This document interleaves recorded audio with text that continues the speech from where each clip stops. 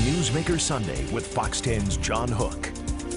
It was a remarkable scene last Saturday, not only in Phoenix, but across the globe, as an estimated 2 million demonstrators across the United States and around the world held some 60-plus events. Malawi, Peru, India, Lebanon included. Attendance in D.C. was estimated at 3 times of President Trump's inauguration. It was the Women's March on Phoenix, the picture you're looking at. And joining us this week on Newsmaker Sunday are 2 women who were intimately involved with this effort. Eva Burch joins us by telephone. She was the co-organizer of the Women's March on Phoenix. And also Shannon Schell is the Director of Public Policy, the Arizona Coalition to End Sexual and Domestic Violence. She's here in the studio. We wanted to have Eva here as well, but family obligations called, and she couldn't join us in studio, but she is with us by phone. Eva, let me start with you since we've got you on the line. Give me your sense of what happened a week ago and the significance of it. Sure. I think that something that none of us were expecting was the huge turnout and the huge just burst of enthusiasm that we got from it wasn't just women. It was so many different groups that all came together. And this was a very last-minute march that we put together. We only had about a month to put this together. And we were able to just gather so many different groups who wanted to be involved, who wanted to be a part of it, who wanted to see a better Arizona. And everybody really came together. You were expecting, you told me, 1,500 to maybe 2,000. And then you thought, well, we might get 5. And it would be fun to flirt with the 10,000 number, but that's kind of crazy. And you end up with 20,000. Yeah, absolutely. It blew our wildest expectations out of the water. When we first initially submitted for a permit, we were thinking, you know, maybe 2,000 people because we had such a short amount of time to get it together. But once people heard about us, they took it personally. I mean, we didn't have to do all of the outreach ourselves. You know, I mean, people wanted to be a part of it. People were looking for us. Eva, what is a tie that binds all of these disparate groups together? What is the underpinning of this whole thing? Oh, I think that for sure the main fundamental value that we all share is social justice. You know, we all want to see justice for these various groups. We want to see progress, and we don't want to see these initiatives going backward. And so you get so many different groups of people, whether it's the LGBT community, people of color, immigrants, people with disabilities, all of these different groups, and certainly women as well, who want to see a better, brighter future in America, who are ready to take ownership of that and to do something themselves. Eva, for the people who were saying during this whole effort, well, give Donald Trump a chance. He's talked about a lot of stuff that he's either done or hasn't done or won't do, and it was bluster. Let's see what he actually does before we start attacking the guy. What would you say to those folks? I think that it's been pretty clear from the onset. I don't think that Donald Trump ever made any indication that he was going to fight for these social issues that we care about, and I think that it's been clear in his cabinet picks and with his plans and with the things that he has made a priority out of, and just the way that he conducts himself, the words that he uses and the things that he says, that he was not going to be an advocate for these groups. And there are some people who certainly feel like Donald Trump has their interests at heart, but there is a huge portion of America who doesn't feel that way, and we want to have a voice too. No doubt. I think we saw that clearly on Saturday. Let me bring in Shannon Schell, Director of Public Policy, Arizona Coalition to End Sexual and Domestic Violence. Thank you. And Eva, don't leave us. I know you've got a lot going on, but hang on the phone. For your group, this was a huge thing just to get the word out about your organization as well, and other organizations were doing that Saturday as well, right? Absolutely. We came in a little late getting involved with all of this, but being able to be there and talk about what we do as an organization and how we advocate for survivors of sexual and domestic violence, this was an audience we never imagined we'd be able to connect with. And you guys got involved because of some of the things Donald Trump said early on, and then the video from Access Hollywood. Is that what kind of brought you on board? I would say that's part of it. The other part of it is we want to be able to keep the voices of survivors at the center as we're talking about these social justice issues. We want to be able to bring that to the table and be able to connect the larger issues with our issues as well. Were you shocked by the numbers Saturday? Absolutely. I think even in our office, we were preparing for maybe 1,000, maybe 2,000 people as we prepped materials, and we gave away everything. On the ground, give me a sense of the feeling among the people who were there.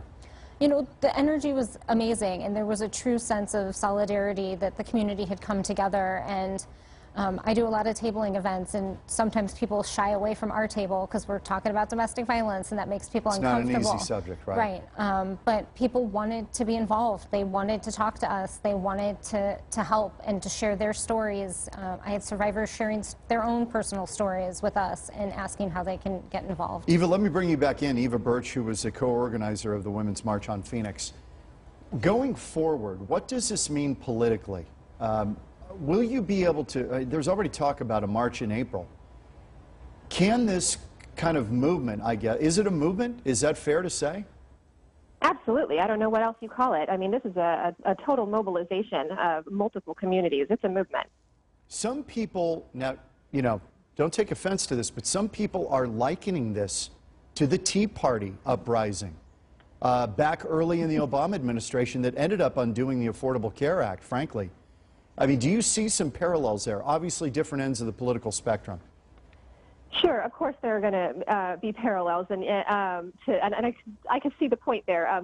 We have such a starkly different agenda, such a starkly different set of values that we're trying to promote. But this is about low-level community involvement. This is about making a change in your neighborhoods and in your communities, and that's what we're trying to look at moving forward.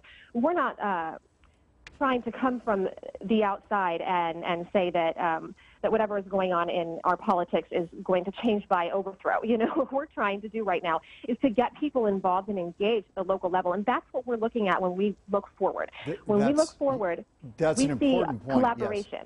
Let me run a piece that Fox did on the women's marches, looking primarily at what happened in Washington, D.C. This is tape number 1, and we'll talk to you on the backside.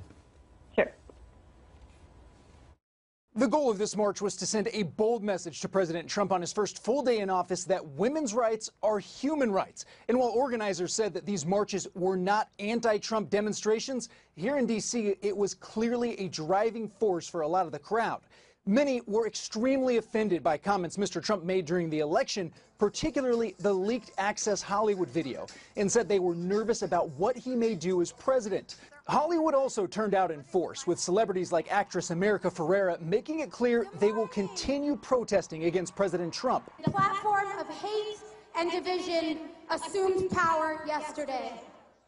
But the president is not America. We are America. We also saw hundreds of thousands of demonstrators participate in sister marches across the country and around the globe to voice their concerns as well. On Fox News Sunday, incoming White House Chief of Staff Reince Priebus tried to reassure those demonstrating. I can tell you President Trump wants to be president for all people, including every one of those marchers yesterday. And I think over time, I think many of those people are going to be very proud of this president. President Trump weighed in on the marches as well, tweeting this morning, watched protests yesterday but was under the impression that we just had an election. Why didn't these people vote? Celebs hurt cause badly. A couple hours later, he added, peaceful protests are a hallmark of our democracy. Even if I don't always agree, I recognize the rights of people to express their views. You'll remember Mr. Trump had made unity and healing a key part of his message after winning the election, so if yesterday's demonstrations are any indication, those goals may take a lot more time. In Washington, I'm Garrett Tenney, Fox News. Eva Burch, who was a co-organizer, joins us by telephone. Shannon Schell, Director of Public Policy, Arizona Coalition to End Sexual and Domestic Violence. Eva, let me ask you a couple of questions that were raised in that Fox piece. Number one, when Reince Priebus says, kind of, in essence, give this guy a chance, eventually he'll make you proud.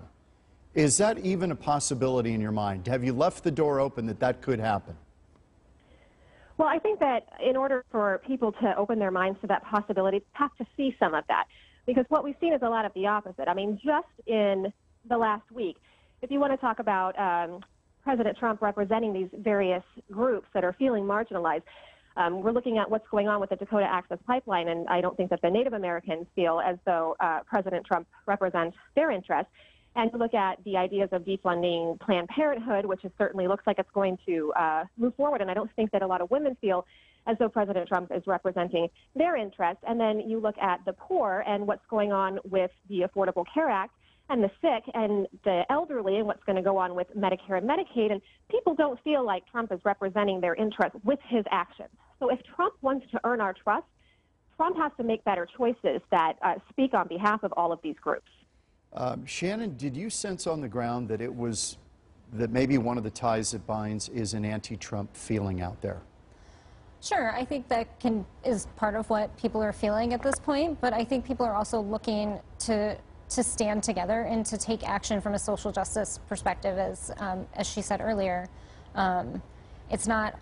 It's not just coming from that anti-Trump place. It's coming from a place of we want to make sure that we're not being forgotten, that we're not being lost, and that our issues do matter. That just because for some people who were there, this might not have been the president they voted for, that doesn't mean that these issues go away and that they shouldn't be recognized. Eva, do you agree with that? Do you think, Eva, that this is, you know, get the message out, let the president-elect know, how you feel, and that there are people who are not in agreement with his policies?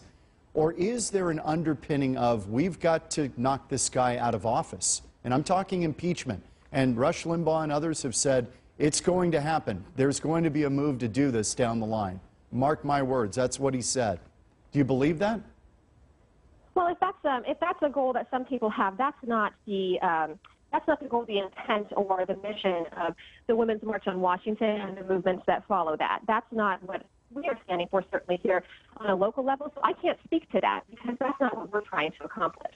That's interesting, because you kind of said that earlier, that you want to see the president show you some things in his directions and actions that would lead you to believe that you can be comfortable with them. Yeah, I think that we all hope for the best, of course. You know, we don't want to believe that our leadership doesn't represent us or isn't going to listen to what we have to say. So, of course, we're hoping for the best. I think that a lot of us are feeling discouraged because we have seen so little evidence that that's the direction that it's headed in. And so I know that there are, of course, going to be people who are looking towards that movement, who are saying, we got to get this guy out of here. That's not where we're starting. That's not what we're trying to accomplish through this movement. That's an important distinction, because I think a lot of people kind of thought that's really what this might be about, is to try to undo Trump. Well, you saw a lot of that at the march. Of course, you're going to see a lot of people who are angry. There are people who are angry, and they see our sounding board and what we stand for, and they see that as a great platform for how they feel as well. And we're not trying to suppress anyone's First Amendment rights. Those people were there. Those people were welcome. You know, but that isn't what we're trying to accomplish. Although certainly I think that those people feel as though we've helped to give them a voice, and you know, we don't feel bad about that. Shannon, let me ask you, on the ground, did you encounter any counter-protesters? None that I could see. Again, there was a lot of people there, but from talking to other individuals who were at the march, nobody saw counter-protesters. No counter. Did you see any, Eva? Did you see any counter-protesters? Protesters. Pardon me, I think we lost you on that one. One more time? I'm still here. Can you hear me? Yeah, I can hear you. Did you encounter... Okay, yeah, we did not encounter any counter-protesters that day. We were concerned about it. We had been thinking about it. We had been working with Phoenix Police to try to do what we could to avoid it, but we didn't encounter any of that. It was a very positive energy from everybody that day. That's what the reports were from the ground, that the police around the country said it was very organized and very mellow. I guess is the best word I can come up with.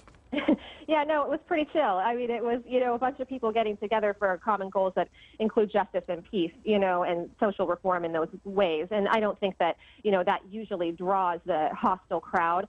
I think that when you have more pointed protests that are for specific agendas, then you're going to see more of that. But because we were really kind of an umbrella protest for so many different points of view, that I don't think people knew where to start with that, really, and we just didn't encounter it, and it made for a great day. And the cooperation that we had from Phoenix Police was beautiful. I mean, everything went very smoothly. That's great to hear. We're going to take a quick break here on Newsmaker Sunday. When we come back, what does this mean going forward? What these protests that we saw and the kind of loose organization, could that really turn into a political driver heading into the midterms? We've already heard about new protests perhaps planned as soon as April.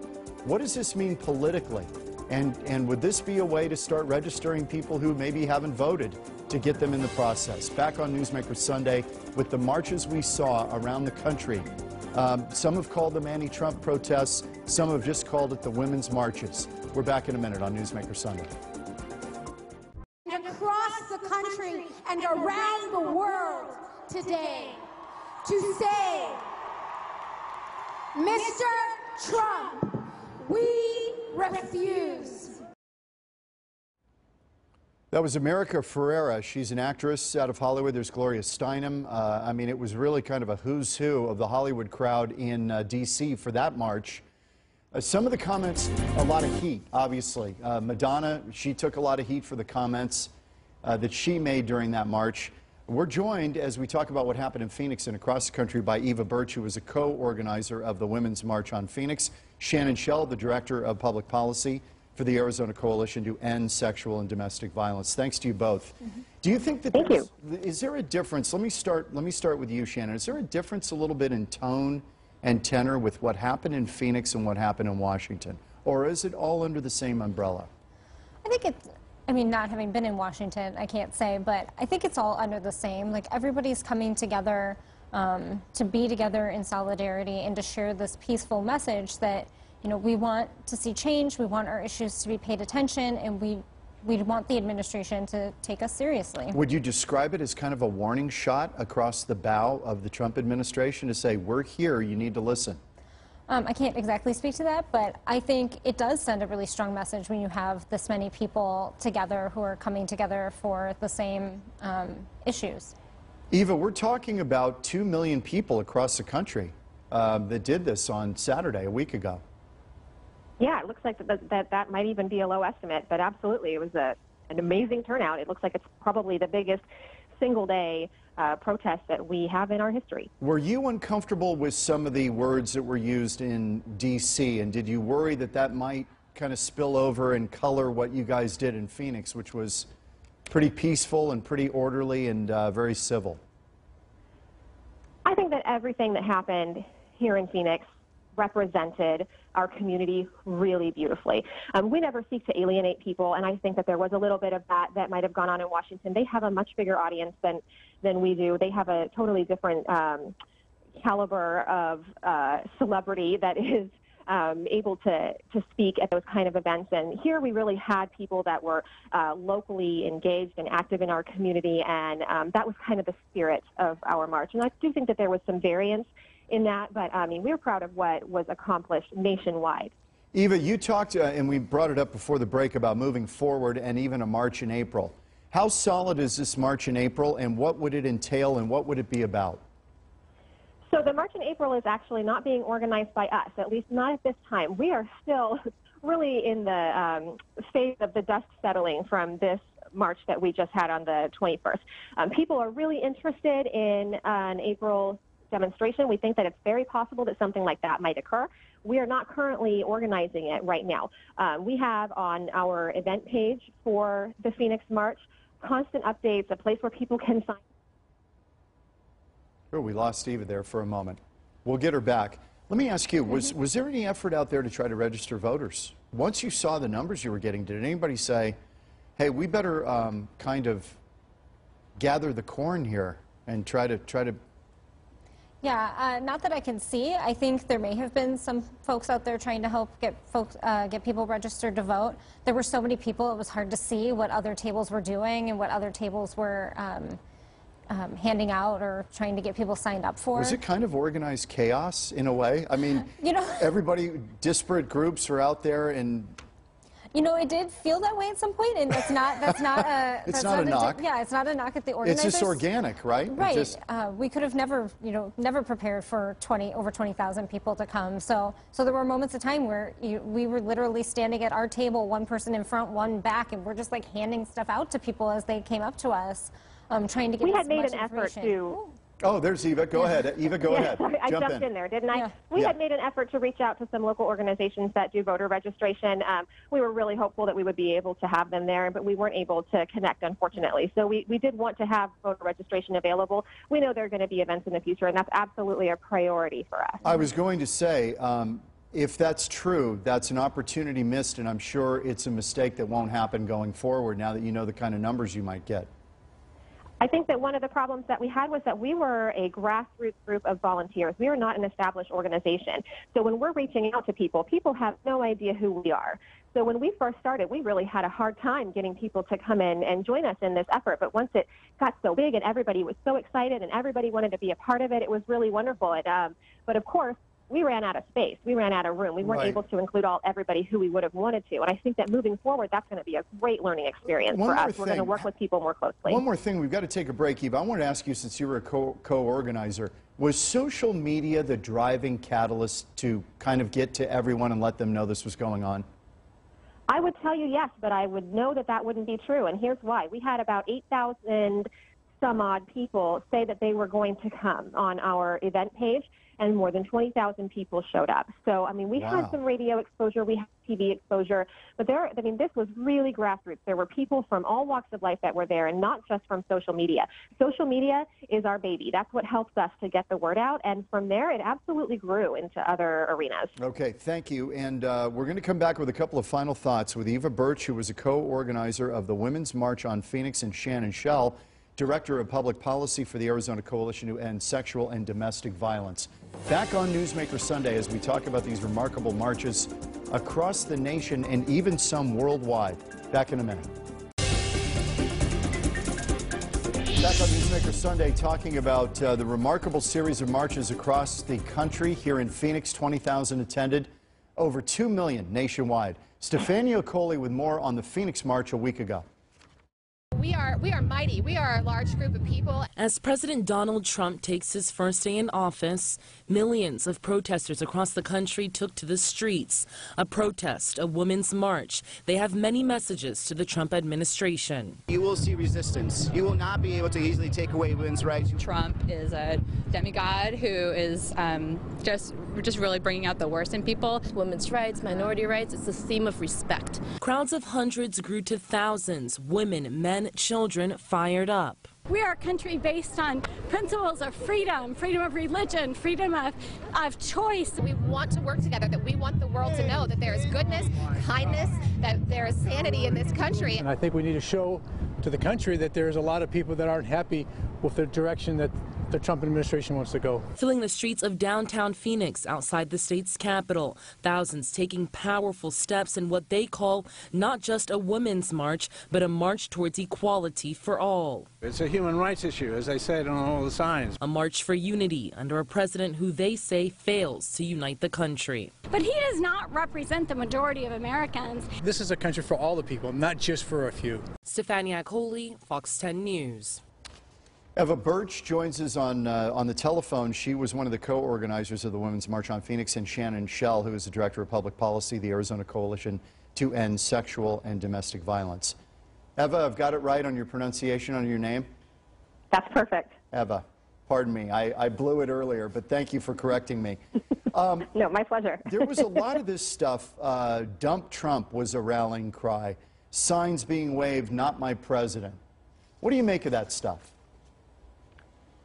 Well, sure. I mean, that existed at the march. That was not the majority of what took place at the march. I think that that gets a lot of attention. It's something that's really easy to hone in on and to single out and to say, look at the negativity here. That's not what took place at the March on Phoenix. I mean, this was a positive march that promoted peace and equality and justice. What happens going forward? I know you guys are talking about April. How are you going to organize next? And what are you going to organize? So right now, more than other marches, what we're really focused on are getting in touch with all of these different organizations that we have here locally that connect, that have similar fundamental values, and finding ways that we can really network with one another so that each of these different groups can have the encouragement and the support and the resources of the others. Okay. And that's a really strong goal for us moving forward. We want to see that unity and that connection become a driving force in our local initiative. Eva, thank you. Shannon, let me give you the last word. What's your lasting impression of what happened a week ago? I think it's great energy that we just need to keep going. We've got to keep everybody needs to stay engaged, and we need to take action both at a federal and a state level. These issues impact Arizonans all the time, and we need to have everybody who came to the march speaking out. Safe to say we're going to see more of this? Yes. Okay. Eva Burch, thank you, and Shannon Schell, great to see you both. Appreciate you joining us on Newsmaker Sunday. We'll see you next week on Newsmaker Sunday.